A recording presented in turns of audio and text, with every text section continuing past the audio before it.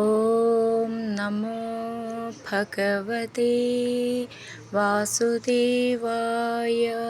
ഹരിമുരളീരവത്തിലേക്ക് എല്ലാവർക്കും സ്വാഗതം. നാരായണായ നമ നാരായണായ നമ നാരായണായ നമ നാരായണ നാരായണായ നമ നാരായണായ നമ നാരായണായ നമ നാരായണ. ഇന്ന് നമുക്ക് പുതിയ ദശകം പഠിക്കാം. ശ്രീമന്നാരായണീയം ദശകം 31 ബലിദർപ്പശമനം.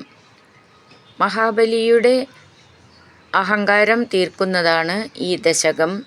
കഴിഞ്ഞ ദശകത്തിൽ നമ്മൾ കണ്ടു, ഏതിനും മീതെയായ ഭഗവാന്റെ തേജസ് കണ്ടു മയങ്ങിപ്പോയ മഹാബലി കൂപ്പുകൈയോടെ നിൽക്കുന്നത്.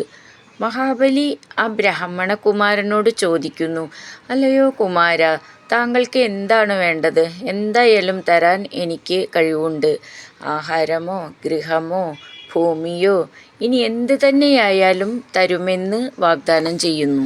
നമുക്ക് എന്തെങ്കിലും ഒന്ന് നേടണമെങ്കിൽ വളരെയധികം കഠിനാധ്വാനം ചെയ്യണം. പക്ഷെ അഹങ്കാരം ചെറുതായി തോന്നിയാൽ മതി എല്ലാം നിമിഷ നേരത്തിൽ നഷ്ടപ്പെടാൻ. മഹാബലിക്കും അതുതന്നെയാണ് സംഭവിച്ചത്. നമ്മൾ നേടുന്നതിനേക്കാൾ പ്രയാസമാണ് അത് നിലനിർത്തിക്കൊണ്ടുവരാൻ, അല്ലേ? മഹാബലിയുടെ അഹങ്കാരം നശിപ്പിക്കാൻ വേണ്ടി തന്നെയാണ് 3 അടി മണ്ണ് മതിയെന്ന് വാമനരൂപത്തിലുള്ള മഹാവിഷ്ണു ആവശ്യപ്പെടുന്നതും. ഇത് കേട്ട മഹാബലി തന്നെ പരിഹസിക്കാനാണ് അങ്ങനെ ചോദിച്ചത് എന്ന് കരുതി വാമനനോട് വളരെ അഹങ്കാരത്തോടെ പറയുന്നു, നീ കൊച്ചുകുട്ടിയാണ്. 3 ലോകത്തിനും അധിപനായ എന്നോട് കുറച്ചധികം എന്തെങ്കിലും ചോദിക്കൂ എന്ന് പറയുന്നു. നിർബന്ധമായും എനിക്കിതു മതി എന്ന് ഭഗവാൻ പറയുന്നു. 3 അടി കൊണ്ട് തൃപ്തിയാകാത്തവർക്ക് ലോകം മുഴുവൻ കിട്ടിയാലും തൃപ്തിയുണ്ടാകില്ല. അസുരഗുരു ശുക്രാചാര്യർക്ക് കാര്യം മനസ്സിലായി. അദ്ദേഹം മഹാബലിയെ വിലക്കുന്നു. ഇത് ശ്രീഹരിയാണ്, നിന്നെ ചതിക്കുകയാണ്, ഒന്നും കൊടുക്കണ്ട എന്ന് പറഞ്ഞിട്ടും മഹാബലി കൊടുത്ത വാക്ക് പാലിക്കുമെന്ന് പറയുന്നു. അങ്ങനെ മഹാബലിയുടെ ഭാര്യ വിന്ധ്യാവലി നൽകിയ അർഘ്യപാദ്യങ്ങൾ സ്വീകരിച്ച് വാമനമൂർത്തിക്ക് ജലവും എല്ലാ ലോകങ്ങളും സമർപ്പിച്ചു. അപ്പോൾ ദേവർകൾ പുഷ്പവൃഷ്ടി നടത്തുന്നു. എല്ലാവരും നോക്കി നിൽക്കെ വാമനമൂർത്തി ഭീമാകാരമായി വളർന്നു. ആദ്യത്തെ അടി അളക്കുവാൻ വേണ്ടി ഉയർത്തിയ കാൽ സത്യലോകത്ത് എത്തിയ ഭഗവത് പാദത്തെ തൻ്റെ കമണ്ഡലുവിലെ ജലം കൊണ്ട് ബ്രഹ്മാവ് അഭിഷേകം ചെയ്യുന്നു. ആ സമയം അസുരന്മാർ മഹാബലിയുടെ അനുവാദം കൂടാതെ തന്നെ യുദ്ധം ചെയ്യാൻ തുടങ്ങുന്നു. ഭഗവാന്റെ അനുചരന്മാരുമായി യുദ്ധം ചെയ്ത് തോറ്റ് പാതാളത്തിലേക്ക് തിരിച്ചു പോകുന്നു. 2 അടി കൊണ്ട് ലോകങ്ങളൊക്കെ അളന്ന ഭഗവാൻ 3ാമത്തെ അടി അളക്കാൻ സ്ഥലം ചോദിക്കുന്നു. അങ്ങ് വിശ്വേശ്വരനല്ലേ, സ്ഥലം തരൂ എന്ന് ഭഗവാൻ പറഞ്ഞപ്പോൾ 3ാമത്തെ പാദം എൻ്റെ തലയിൽ വെച്ചാലും എന്ന് മഹാബലി പറയുന്നു. അപ്പോൾ ഭഗവാൻ മഹാബലിയെ അനുഗ്രഹിക്കുന്നു.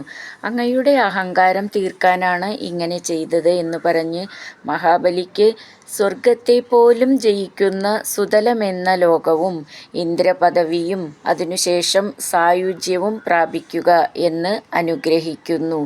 ഇങ്ങനെയൊക്കെയുള്ള അല്ലയോ ഗുരുവായൂരപ്പ, എന്നെ പരിപാലിച്ചാലും എന്ന് പറഞ്ഞ് ഈ ദശകം ഭട്ടതിരിപ്പാട് അവസാനിപ്പിക്കുന്നു. നമുക്ക് ഈ ദശകത്തിലെ 1ഉം 2ഉം ശ്ലോകങ്ങൾ എങ്ങനെ വായിക്കാമെന്ന് നോക്കാം. ശ്രീമന്നാരായണീയം ദശകം 31 ബലിദർപ്പശമനം. ശ്ലോകം 1. പ്രീത്യാ ദൈത്യസ്തവ തനുമഹ പ്രേക്ഷണാത് സർവഥാപി ത്വാമാരാധ്യന്നജിതരജയന്നഞ്ജലിം സഞ്ജഗാദ മത്തഃ കിം തേ സമഭിലഷിതം വിപ്രസൂനോ വദത്വം വിത്തം ഭക്തം ഭവനമവനിം വാപി സർവം പ്രദാസ്യേ. ഈ ശ്ലോകം എങ്ങനെ ചൊല്ലാമെന്ന് നോക്കാം.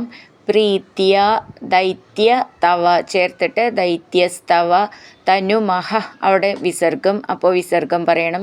പ്രേക്ഷണാത് ക്ഷ എന്നുള്ള അക്ഷരം നന്നായിട്ട് ഊന്നി പറയണം. സർവഥാ അപി സർവഥാ ഥ എന്നുള്ള അക്ഷരം നന്നായിട്ട് ഊന്നി പറയണം. സർവഥാപി ത്വാം ആരാധ്യൻ അജിത ചേർത്തിട്ട് ത്വാം ആരാധ്യൻ അജിത. ധ്യ എന്നുള്ള അക്ഷരം നന്നായിട്ട് ഊന്നി പറയണം. രജയൻ അഞ്ജലിം രജയൻ അഞ്ജലിം രജയൻ അഞ്ജലിം ചേർത്തിട്ട് രജയൻ അഞ്ജലിം. ജ എന്നുള്ളത് ഞാ ജ എന്നാണ്. സഞ്ജഗാത ഇവിടെ അതേപോലെ ഞാ ജ എന്നാണ്. സഞ്ജഗാത. മത്ത അവിടെ വിസർഗം, അപ്പോൾ വിസർഗം പറയണം. കിം തേ സമഭിലഷിതം അഭിലഷിതം എന്നുള്ളതിൻ്റെ ഭീന്ന് നന്നായിട്ട് ഊന്നി പറയണം. വിപ്രസൂനോ നീട്ടിയിട്ട് വധ ത്വം വിത്തം ഭക്തം. തം എന്നുള്ളത് കാത്ത എന്നാണ്. ഭക്തം എന്നുള്ളതിൻ്റെ ഭന്ന് നന്നായിട്ട് ഊന്നി പറയണം. ഭവനം അവനീം ചേർത്തിട്ട് ഭവനം അവനീം.